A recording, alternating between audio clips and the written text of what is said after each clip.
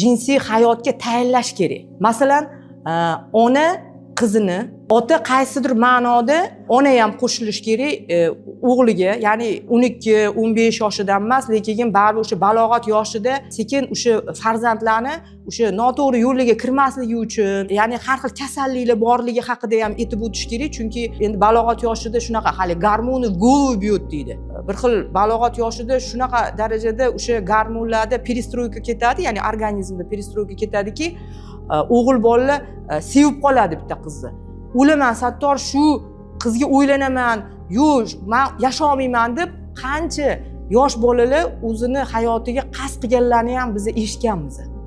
O'shaning uchun hali yuqorida aytib o'tganingizdek, har bitta ota-ona farzandiga jinsiy hayotni o'sha to'g'ri, ya'ni o'sha har xil past balandlarni aytish kerak deb o'ylayman. 21-asr keldi.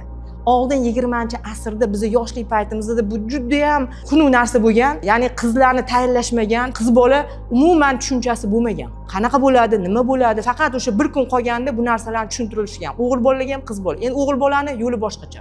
21-asrda informatsiya juda ham ko'p. Ya'ni tashqaridan ko'rish kerak emas bola.